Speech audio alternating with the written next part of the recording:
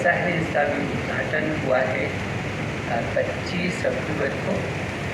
भारत के पूर्व राष्ट्रपति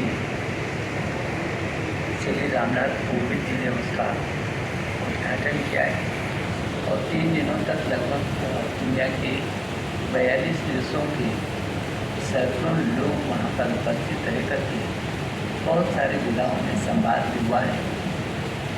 तो मुझे लगता है कि जहाँ वरिष्ठतम लेखकों का वो एक सृजन स्थल बनेगा, वो एक गंतव्य स्थान बनेगा, एक सृजन का बड़ा केंद्र होगा और नवोदित लेखकों के लिए भी ये बहुत अच्छा अवसर प्रदान कर पाएगा।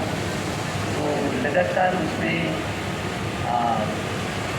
कार्यशालाएँ होंगी, प्रकृति पर, संस्कृति पर, पर्यावरण पर, साहित्य पर, कला पर, संस्कृति पर, विज्ञान पर तमाम विधाओं में लगातार इसकी चर्चा भी होगी और जो लोग उस दिशा में लिखना चाहते हैं उन लोगों को एक बहुत अच्छा अवसर भी मिलेगा।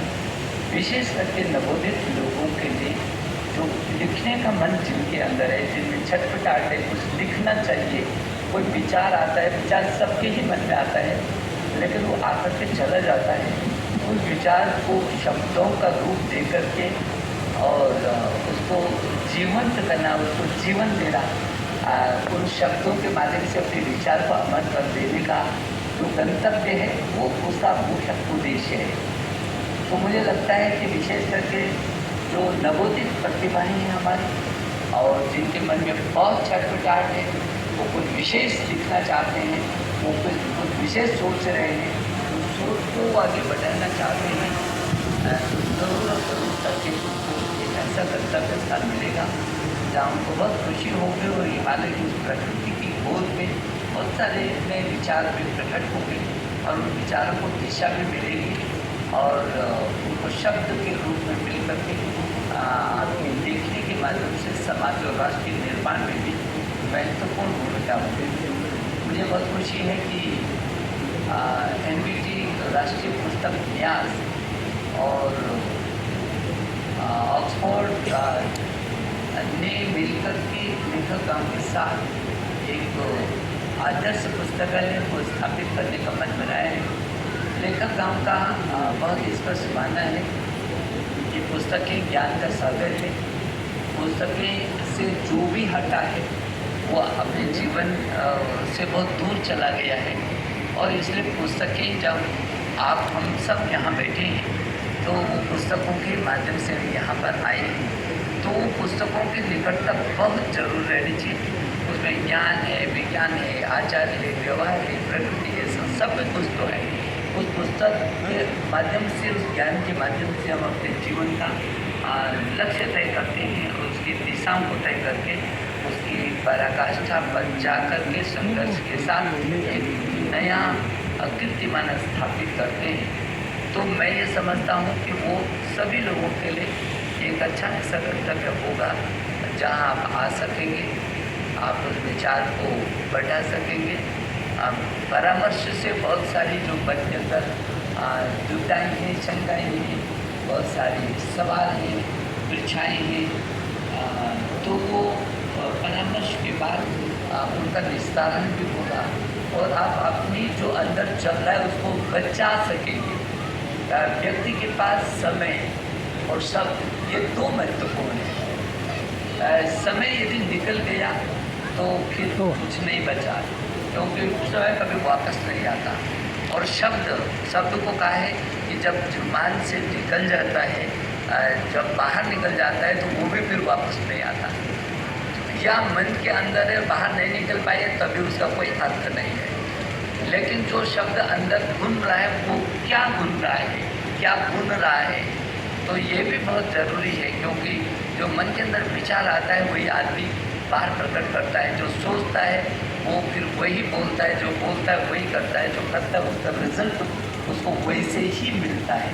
तो अच्छी सोच कैसे पैदा हो सकती है, अच्छी सोच के साथ अच्छा कैसे उसको व्यवहार में लाया जा सकता है और उसकी क्रियान्वयन करके जीवन के आधार पर उसको कैसे आगे बढ़ाया जा सकता है। तो ये जो लेखक काम है एक कार्यशाला ही है जीवन की।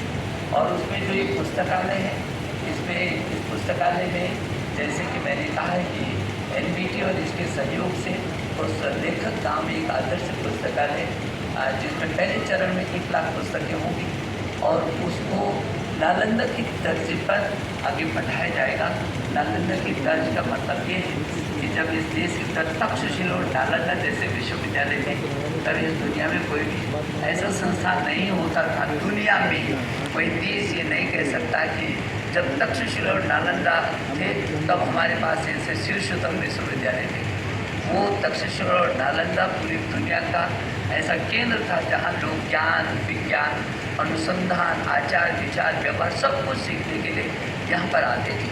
तो वो तक्षशिला और नालंदा जैसे विश्वविद्यालय, ये उसकी कैसे स्मृति को फिर ताज़ा किया जा सकता है। तो इसलिए नालंदा जो विश्वविद्यालय था, वो नालंदा का जो पुस्तकालय था उसमें 10 लाख पांडुलिपियाँ थी जिनको जलाया बारे में बताते हुए लेखक गाँव का ये मानना है कि आप पुस्तकों को जला सकते हैं लेकिन आप ज्ञान को नहीं जला सकते।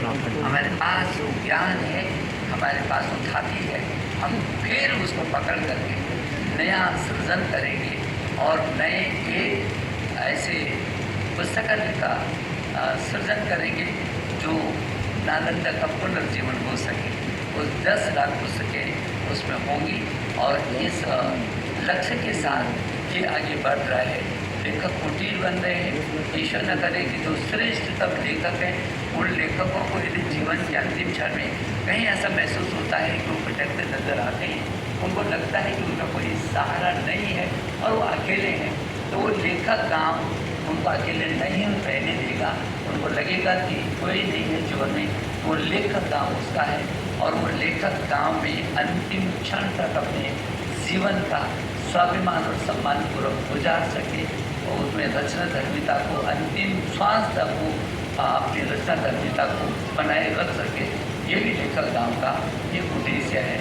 और जो नवोदित लोग हैं वो भी, लेकिन जो विभिन्न क्षेत्रों में काम कर रहे हैं उनके लिए भी एक अच्छा परिवेश वो है। तो मेरे विशेष करके युवाओं को ज़रूर आग्रह रहेगा कि आप ज़रूर उस लेखक गाँव का आप प्रवास करिए, आपको नए विचार मिलेंगे। आपको लगेगा एक तो हिमालय है, वो प्रकृति की गोद है, फिर आपके विचार हैं और आपके विचार शब्दों का रूप लेना चाहते हैं, तो वो लेखक हम आगे प्रतीक्षा कर रहा है। वहाँ पर हम नवग्रह वाटिका है, नक्षत्र वाटिका है, वहाँ पर संजीवनी वाटिका है। और ये जो पेड़ हैं, ये पेड़ आपको प्रकृति के निकट लाते हैं और वो पेड़ आपसे बातचीत करेंगे। तो प्रकृति के निकट लाने के लिए पीढ़ी को आने के लिए वो लेखक गाँव बहुत बड़ा काम करेगा। आपको लगेगा जब आप जाएंगे तो पेड़ आपसे बात कर रहे हैं, वो पेड़ बता रहे हैं आपको, वो कहेंगे कि हम आपको क्या कर सकते हैं, हम आपकी किस दिशा में क्या मदद करना चाहते हैं। तो पेड़ों से जो संवाद है ये उस लेखक गाँव का ये भी बहुत ही जीवंत उदाहरण होगा। और इसलिए जैसे कहते हैं ना, अब तो नक्षत्र के बारे में तो पूरी दुनिया महसूस करने लगी है, नवग्रहों के बारे में भी विचार करने लगी।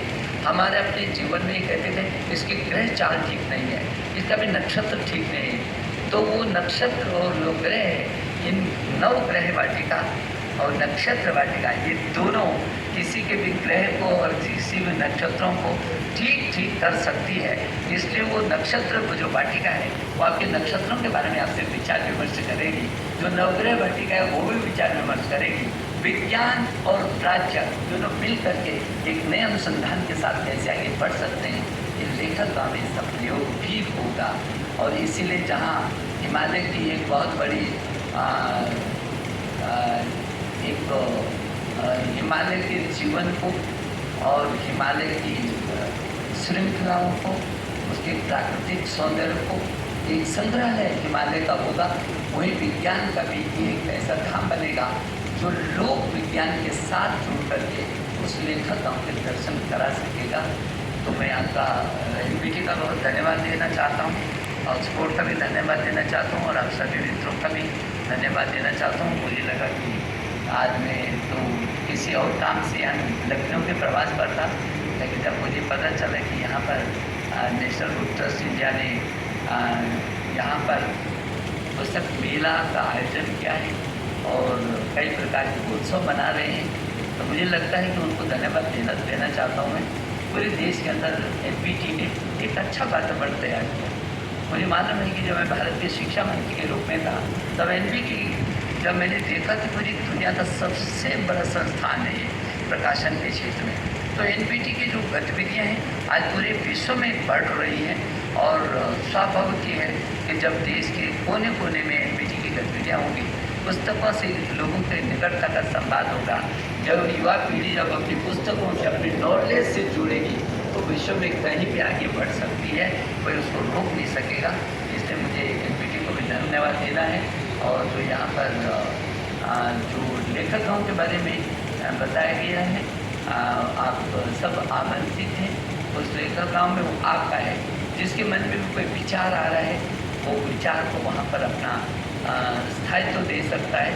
एक बार फिर मैं विशेष करके आपको अभिनंदन कर रहा हूँ, आपका मैं बहुत स्वागत कर रहा हूँ और एनपीटी को एक बार मैं धन्यवाद देता हूँ कि सभी लेखकों को और इस नौजवान मित्रों को भी इस अनुरोध के साथ कि वो ज़रूर हिमालय की गोद में बसे इस लेखक गाँव का प्रवास करें। बहुत बहुत धन्यवाद। नमस्कार।